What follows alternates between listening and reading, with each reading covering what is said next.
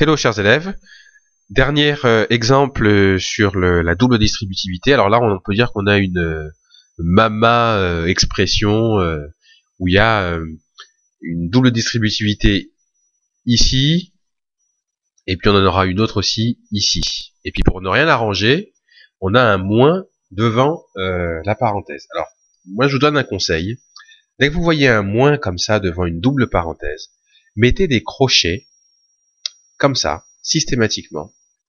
Et ces crochets vont juste dire, je me concentre d'abord sur ce qu'il y a à l'intérieur des crochets, donc je fais ma double distributivité tranquillement, sans me soucier, et juste après, je me soucierai du moins qui est devant. Mais si vous faites tout en même temps, vous risquez de vous tromper.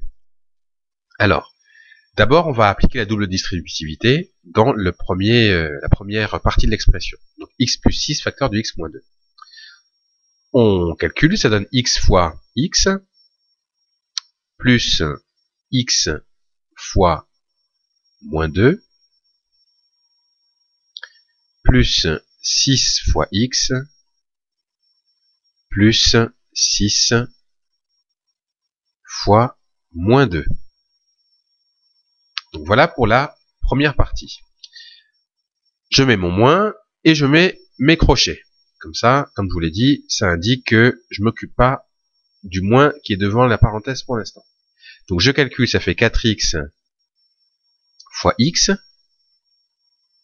plus 4x fois moins 5.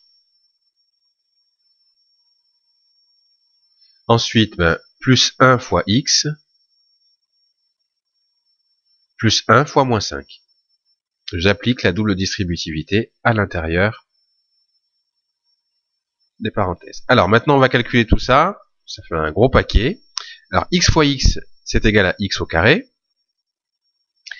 Plus x fois moins 2, ça donne moins 2x. Plus 6 fois x, ça nous donne 6x. Et puis plus 6 ici, plus 6 fois moins 2, ça nous donne moins 12.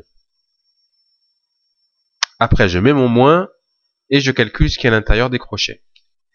4x fois x, combien ça fait? Mais ça fait 4x au carré. Le x fois x, ça fait x au carré. 4x au carré. Ensuite, on a 4x fois moins 5. 4x fois moins 5. Alors attention à ne pas confondre le fois là avec le x. On peut calculer le 4 avec le moins 5. 4 plus 4 fois moins 5, ça donne moins 20. Donc là, j'obtiens moins 20x. Après, plus 1 fois x, ça me donne plus 1x. Et puis enfin, plus 1 fois moins 5, ça nous donne moins 5. Voilà.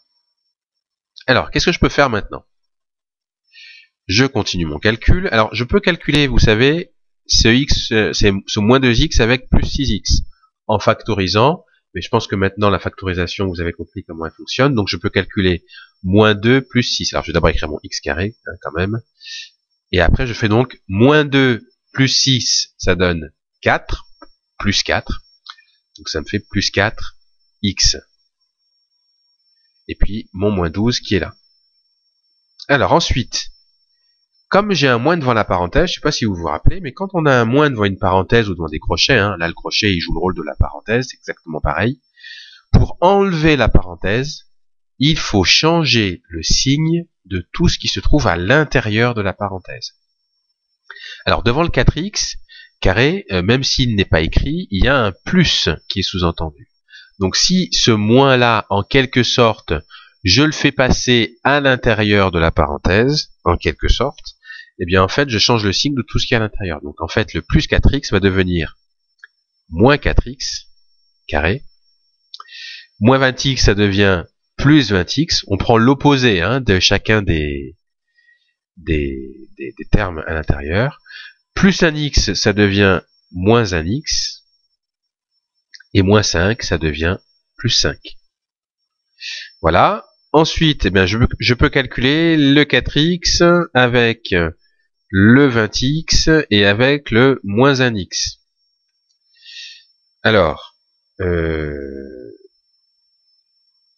4x plus 20x moins 1x, alors ça fait 4 plus 20, ça fait 24, et puis 24 moins 1, ça fait 23. Alors ça me fait donc 23 plus 23x, alors je l'ai écrit en décalé parce que je me suis rendu compte que je pouvais aussi calculer le x carré avec le moins 4x carré ici. Donc x carré moins 4x carré, c'est comme si j'avais 1x carré moins 4, donc 1 moins 4 ça fait moins 3, donc là j'ai moins 3x au carré. Rappelez-vous, on ne peut pas additionner les x carrés avec les x, hein. C'est pour ça que je les calcule séparément. Et puis enfin, ben là ici j'ai moins 12, faut faire bien attention à garder le signe qui se trouve devant le nombre, j'ai moins 12 plus 5, et donc moins 12 plus 5 ça fait moins 7. Voilà, et j'obtiens donc moins 7 à la fin. Donc c'est un gros calcul, un gros pavé, mais si vous arrivez à faire ça, c'est que là vous avez tout compris.